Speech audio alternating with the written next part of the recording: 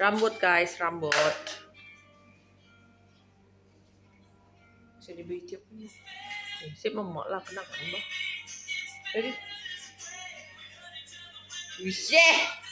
baju. Itu darah apa? Itu darah apa? Oh, aku lupa. Ini aku cuma tahu. Aku lupa di ini aku tahu apa. You asking me. Mana skill yo? Mau itu sekolah kan itu.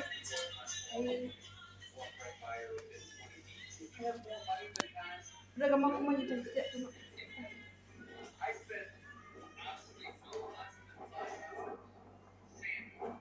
Bajia bah. Hmm.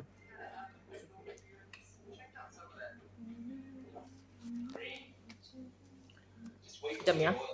Iya.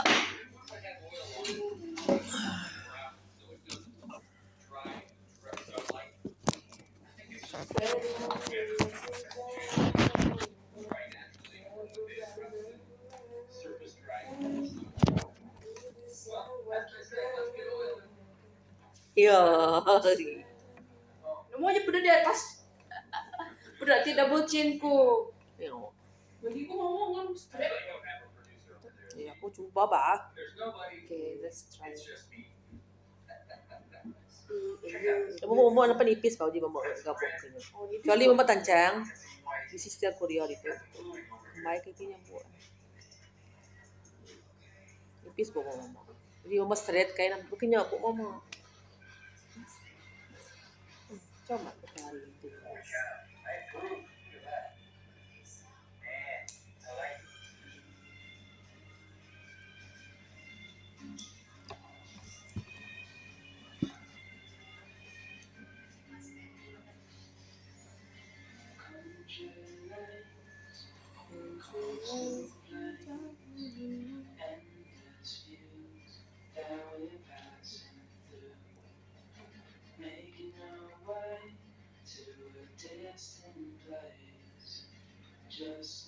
Itu pintu dulu.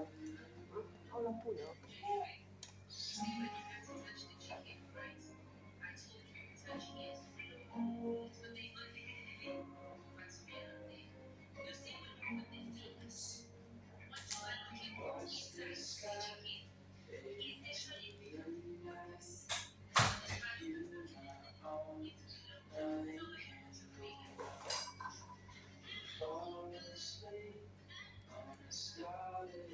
Hey.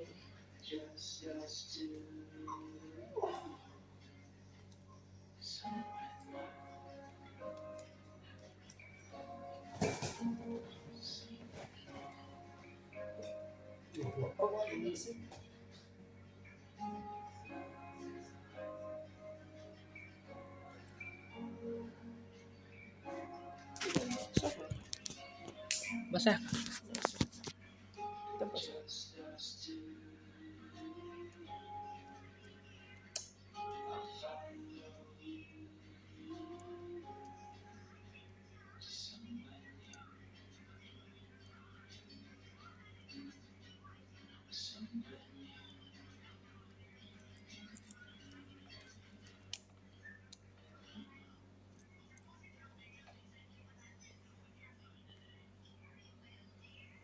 Ini ada spraynya lagi.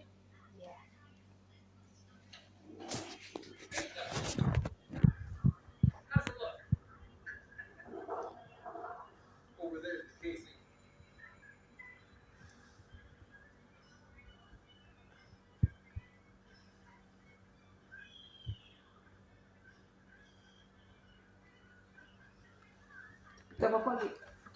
Nampak. Bajik kamu tu lagi. Let me show you how glad I am. On the 24th of June, the feast of Saint Charbel Macluf, this very image began circulating on Facebook. This story was taken from Claire Fernandez's Facebook group. The story talks about an Italian woman from Australia who had heard of Saint Charbel Macluf in Lebanon, and so she decided to go with her Lebanese friend and son to visit the shrine of the saint as she was suffering from cancer. She arrived in Lebanon and went to the church only to discover that everything was closed. As she and the son walked back to the car, they noticed a priest walking by. The woman asked if the church was over, and the priest answered, "How can I help you?" She explained that she had come from Australia and was suffering from terminal cancer, and just wanted to receive a blessing from the priest. The priest told her that he would give her a blessing. Wih. She asked the son to take a picture while the priest blessed her. She thanked the priest, got back in the car, and left. As they were driving back to the hotel, she, with her Lebanese friend, went through the photos on the phone and suddenly realized that the priest in the picture was actually Saint Chapelle himself. She got back to Australia, went to the hospital, and tests confirmed that she no longer had cancer. The miracle was documented. Not much is known about the picture, but if this really is Saint Chapelle, then one shouldn't be surprised to hear of a miraculous cure, as Saint Chapelle himself over the years proved himself to be a powerful intercessor. Countless miraculous cures have been attributed to the Lebanese hermit. Saint Chapelle, baptized as Yosef, which is Arabic for Joseph, was one of 5 children born into a poor family from a remote village in the hills of Lebanon. They were devout Maronite Catholics whose relatives included priests and monks. Yosef shepherded his family's small flock of animals when he was young. Very early on, he displayed a tender devotion to the Virgin Mary and a natural disposition toward prayer. His uncle and guardian, Tanius, wanted the boy to continue working with him, while his mother wanted him to marry a young woman. Yusuf had other plans, however, and left home in 1851 without informing anyone. He was in his early 20s when he left the family home to enter a monastery. In due time, he made his religious profession and took the name Charbel, after a 2nd century martyr from Antioch, a city not far from Lebanon. He then studied, was ordained a priest in 1859, and returned to his monastery to live as a strictly observant monk, practicing austere modifications. The priest monk lived and served in the monastery for 19 years, showing great devotion to the life of prayer, manual work, and contemplative silence. Chauvel's superiors observed God's supernatural power at work in his life, and he became known as a wonder worker, even among some Muslims. In 1875, he was granted the privilege to live as a hermit in the chapel dedicated to Saints Peter and Paul, and under his monastery's supervision and care. And there he stayed alone, isolated, mortified, inactive, Slay. 23 years in Christian Right, solitary it's so confinement, amazing. willingly separated himself from the world so he could more easily attach himself to Christ. He died of a stroke at the age of 70 while saying the Divine Liturgy. He slumped to the floor with the Holy Eucharist still in his hands.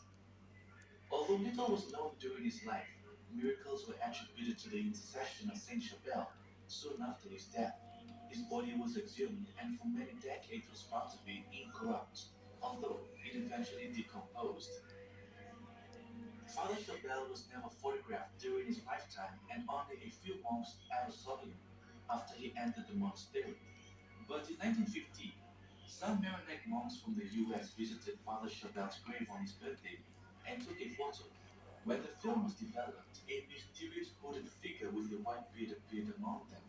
When shown the photo, some elderly monks from the monastery had no doubt it was all images of the Hermit Chapelle are based on this photo.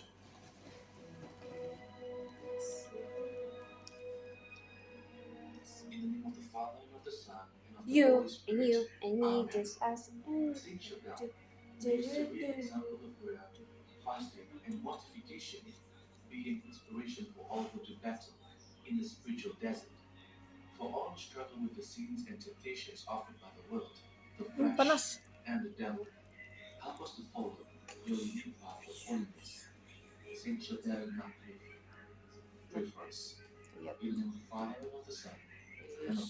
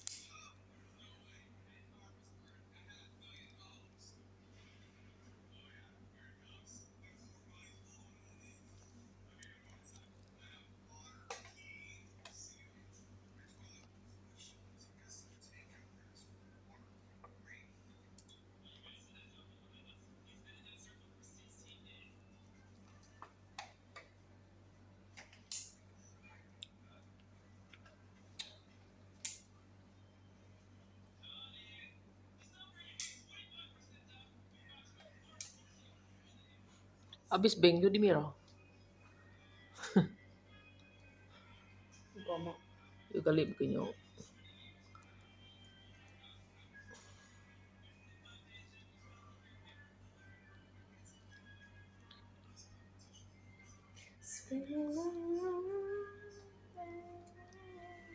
Kisah Satu Syarbel Makhluk. Satu Syarbel Makhluk lahir. Kisah Satu Syarbel Makhluk. Satu Syarbel Makhluk lahir dengan Nada indok kisah namanya indok. Antun Makhluk. Ia lahir pada tahun 1828 di Bethlehem, di Bandung Utara. Ia memiliki pendidikan Kristen sejati yang telah memberinya semangat dalam doa. Kemudian ia mengikuti kedua pamannya yang adalah seorang pertapa di pertapaan Biara Santo Antonius Kuzahaya. Lagi kian kita lagi. Pindah ke kehidupan biara dan Satu jauh rimpol lagi ada ngaya-ngaya. Kunci lagi makai lagi. ia meninggalkan desa Lepas lagi mayu rumah lu kita itu lagi. biara Gue kenyang lagi. Mayo volume Are you kidding me? volume Frida. Body mesti ikut pa lagi kena urat lagi bapak mama lagi tapi orang dia darah. Lu pula. Yalah yalah. Aku udah selesai makeupnya. Abad kedua pada tanggal 1 November Aku mau makan nih. Kamu buat deh udah deh. Mengai kau buat deh. Aku itu. Sama gue tuh. Lagi kado. Lagi kakak tuh. Biara Santo Cobrianus dan Buat dia aku dah posati. Batron. Ia ditabiskan menjadi imam di Bikerki, Patriarkat Maronit pada tanggal 23 Juli 1859. Selama 16 tahun ia tinggal di Biara Simaron Anaya.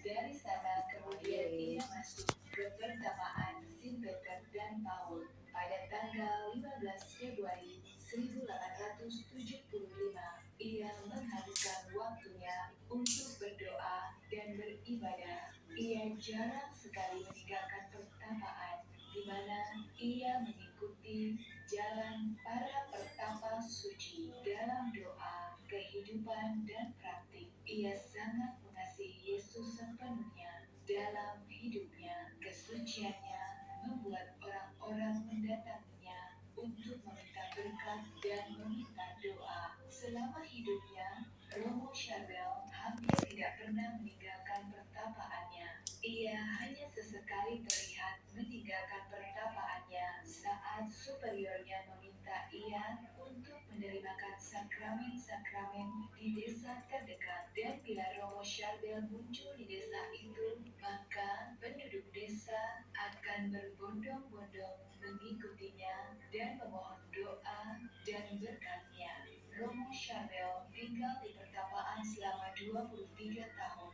Pada tanggal 16 Desember 1898, ia terserang penyakit saat melakukan misa suci. Ia kemudian meninggal pada malam Natal 24 Desember tahun 1898 dan dimakamkan di pemakaman Biara Simaron di Anaya. Beberapa bulan kemudian, cahaya menyilaukan terlihat di kuburannya. Di sana, mayatnya mengeluarkan keringat, lalu kemudian dipindahkan ke peti mati khusus. Gerombolan-gerombolan peziarah mulai mengerumuni tempat itu untuk mendapatkan syafaatnya, dan melalui syafaatnya ini, Tuhan memberikan banyak orang dengan pemulihan dan rahmat spiritual. Pada tahun 1925, ia dibeatifikasi dan kanonisasinya disusulkan untuk dideklarasikan oleh Paus Pius ke-11. Pada tahun 1950, kuburannya dibuka di hadapan komite resmi yang terdiri dari dokter yang menyerifikasi kesehatan tubuh. Setelah kuburan dibuka dan diperiksa, berbagai kejadian penyembuhan yang luar biasa dan berlipat ganda. Banyak peziarah dari berbagai aspek agama mulai berbondong-bondong ke Biara Anaya. luar perbatasan Lebanon. Fenomena unik ini menyebabkan revolusi moral, akan kembalinya iman dan kebangkitan kembali kebajikan jiwa. Santa Cheryl mengajarkan kepada kita melalui teladan hidupnya nilai-nilai spiritual dalam kemiskinan, mati raga, dan doa. Demikian kisah dari Santo Charbel Lago yang adalah seorang pertapa. Hari rayanya dirayakan pada tanggal 24 Kejap ke ni? Bagi dik. Semoga kisah ini Spray kan? sudah menginspirasi kita semua. Sampai jumpa lagi bersama saya, Benedikta. Salam sukacita.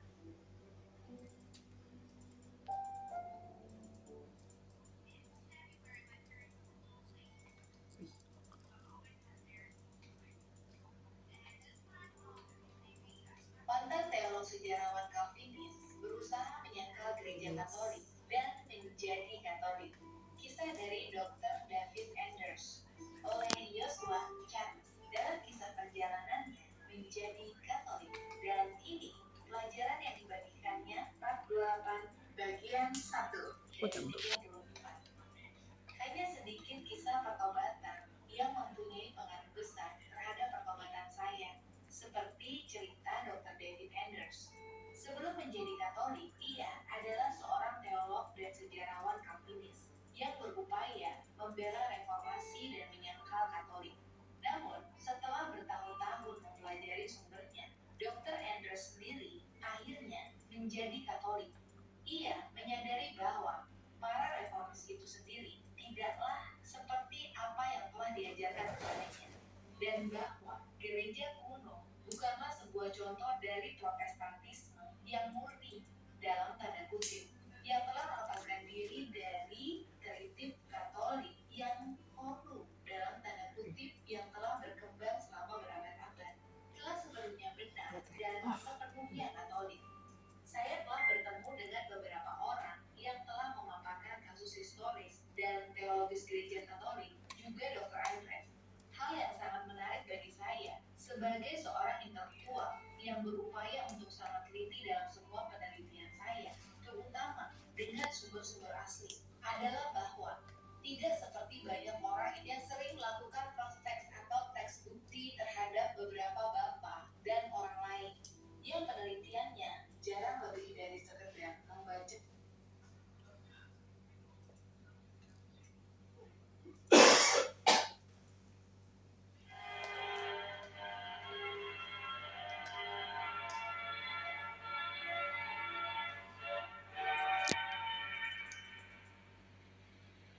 من بعدها مركزية ضبطك عارف الناس مهووسين ناويين يفتحوا القبر ويسرقوا بقايا الأبشع.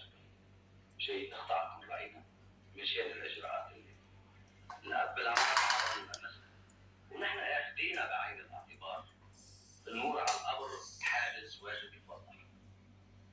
يا سيدنا النور على القبر أنا شفته بعيني.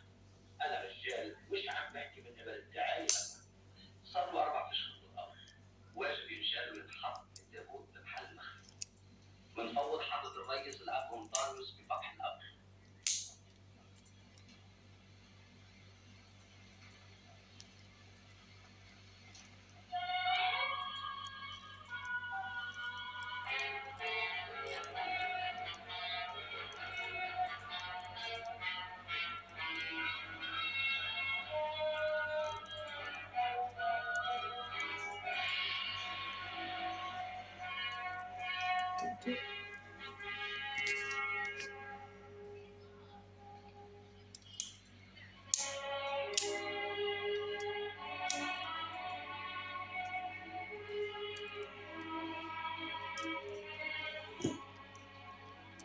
وفتح القبر ووجد جثمان شربل سليما يشح عرقا ودما.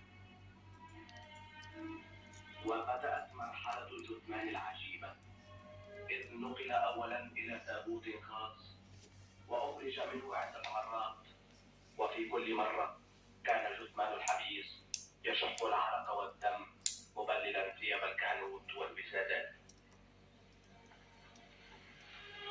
وعندما فتح القبر عام 1900 حيث بعد نصف قرن من وفاة الحبيب شربل تدفق ألوف من المؤمنين إلى بيت عناية وكلهم تقوى وورع وإيمان بقداسة الراهب 12 lalu. هنا. Kita spray je. Makan.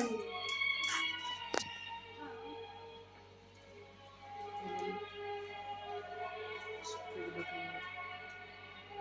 وأمام لجنة خاصة من كهنة وأطباء أخرج جثمان من التابوت الحبيبي الذي أكله الصقر وكان طريا سليما إلا من العرق والدم العجيبين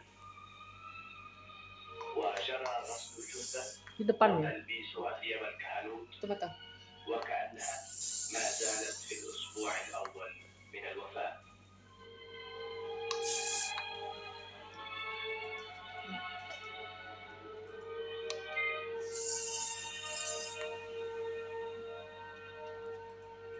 وعرض الجثمان على الجماهير فهبت للتبارك وتقبيل يد قديس عناية وعلى رأسها عقيلة رئيس الجمهورية. Kencang.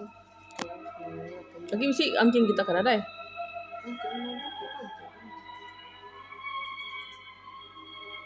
Kencang. Kalau kencang mana ni? Kencang pula. Bisa kilip kah? Gila beli mandi pada aku tadi. Itu yang tu rambut. Bisa je rambut mak. Getah aku nan muri ni dua orang.